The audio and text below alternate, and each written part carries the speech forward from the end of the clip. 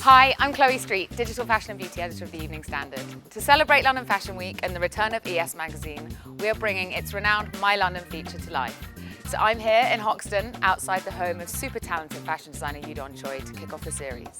Let's go in.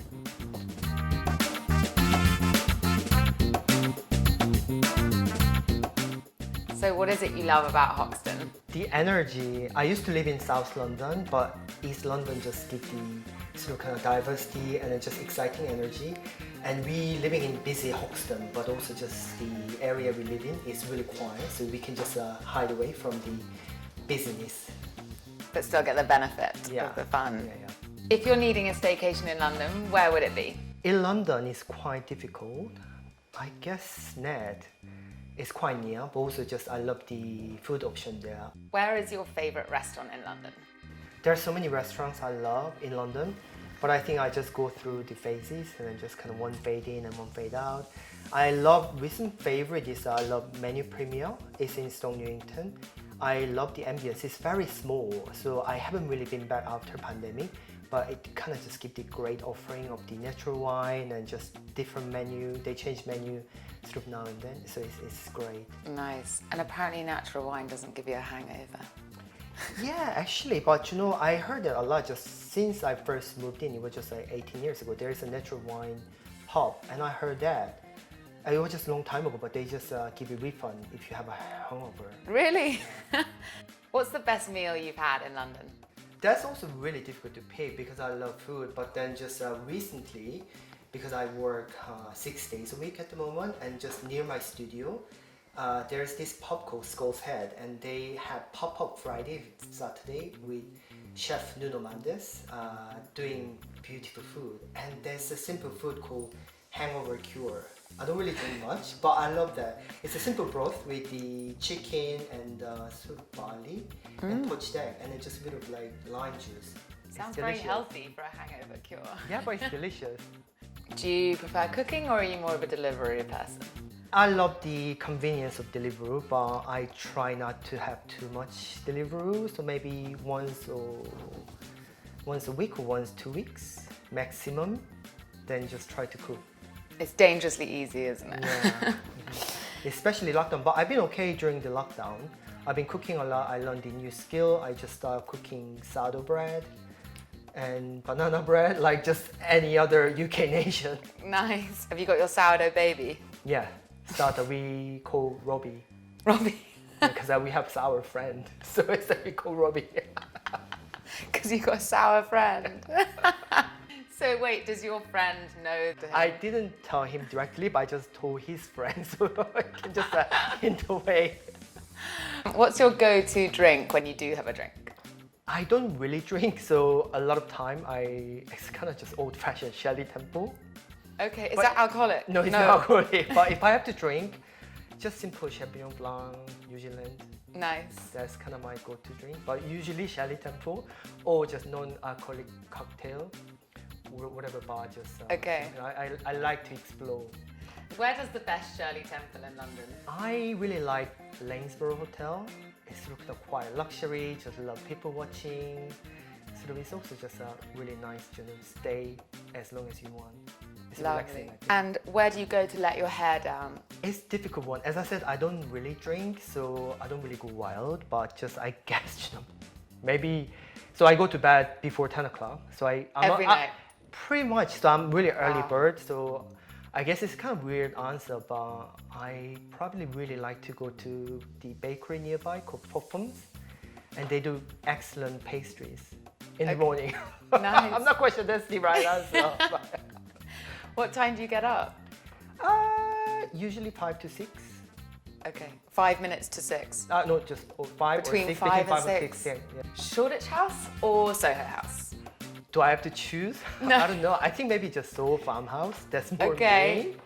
But then if I have to choose, I don't know, Soho House, I prefer the interior because it's recently done. But I love the poolside by Shoreditch House. But my answer is the Soho Farmhouse. Okay, we'll let you have it. Okay. Tube or bus? cycle. I cycle everywhere, and so I don't really take the public transport. But if I have to, for convenience, tube I think. But I prefer bus, but it would take forever. Do you have your own bicycle or do you use borrowed bikes? I have two. But then I recently found this jump bike. Sort of That's kind so of good. yeah, automatic sort of kind of bike, and it's a great, especially if I have to go to King's Cross. I love going to King's Cross during the lockdown because it's quite near, but then also it's quite hilly and it's perfect when you have to just go to. And you don't have to try too hard on the jump bike. Yeah, it's quite lazy. It's so fun though. Where are your favourite clothes shops in London? You have to be everybody's favorite, like Dover Street Market, I think. Always a winner. Do you have any favourite vintage or charity shops? I used to shop a lot of vintage, but not anymore. But I do still like good find in Portobello Road. And I found recently a gorgeous Hermes suede knitwear cardigan. It's kind of combined. It was really nice. What would you do if you were Mayor of London for the day? I would just make Central London pedestrianised. Just for the reason I very enjoy much the quiet walk during the lockdown. Yeah. And no one around. So no cars nice. around. And Soho's almost a bit pedestrianised at the moment, and it's so much better. Yeah. What do you think makes someone a Londoner? I think just London is a welcoming city, and I just felt when I just first arrived, I just felt already Londoner. Anyone arrive in London becomes Londoner. They're embraced. That's so nice. Diversity and inclusivity, I think. I love that. So what's your London secret?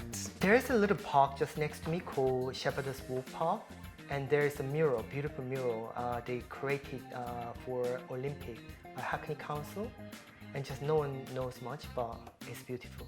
What's it of?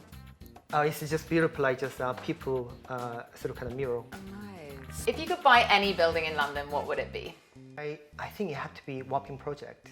Sort of kind of sentimental reason. It is the first European hydraulic power station and the last.